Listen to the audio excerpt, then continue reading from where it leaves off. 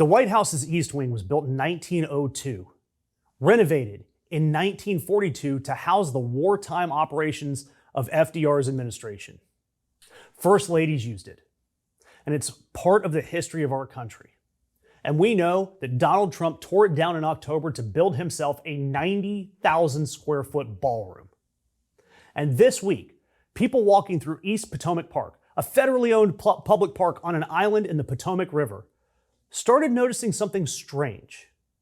Dump trucks, a whole lot of them, unloading rubble from the White House construction site into the middle of a golf course that opened in 1920 and is listed on the National Register of Historic Places.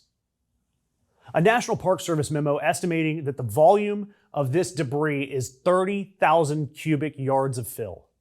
That's roughly 2,000 truckloads.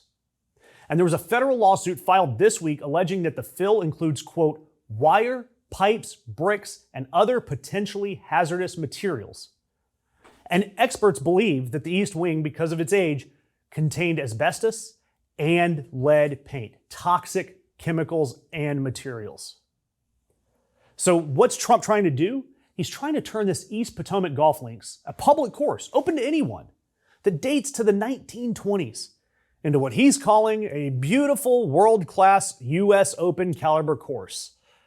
He's already autographed a gold rendering of a new logo for the course that looks just like his private club branding, another Mar-a-Lago.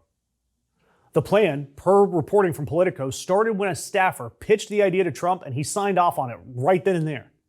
No public process, no congressional approval, no environmental review.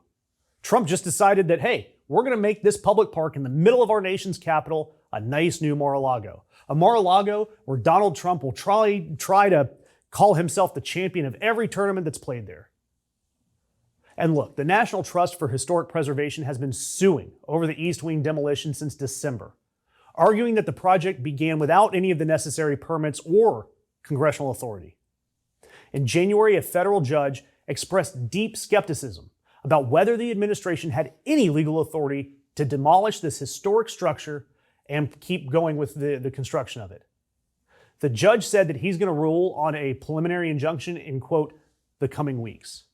Meanwhile, the trucks keep on coming. And when White House Press Secretary Carolyn Leavitt was asked about the construction this week, she told reporters, quote, to trust the process. That is the official explanation for the White House dumping toxic debris all over a public historic park without environmental review. Trust the process.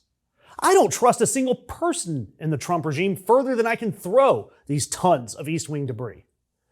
And look, the grift never ends. Same story. Trump seeing a public asset, a government agency, a public park, a building, a foreign country's resources, and then he uses the power of his presidency to redirect that towards something that looks an awful lot like one of his properties or brands.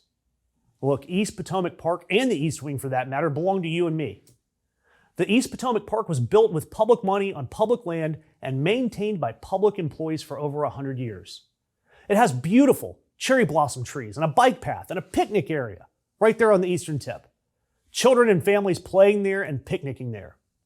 And yet right now, trucks are pulling in with asbestos-laden debris from a construction project that nobody wanted, nobody voted for, and dumping them into the middle of it, just so that Donald Trump can have another damn golden logo on another piece of property. And again, another place for him to declare himself the winner of a golf tournament. Leavitt says to trust the process. But look, there is no process here, and there is definitely no trust. Doesn't it seem like our feeds are getting filled with more and more BS right-wing MAGA content?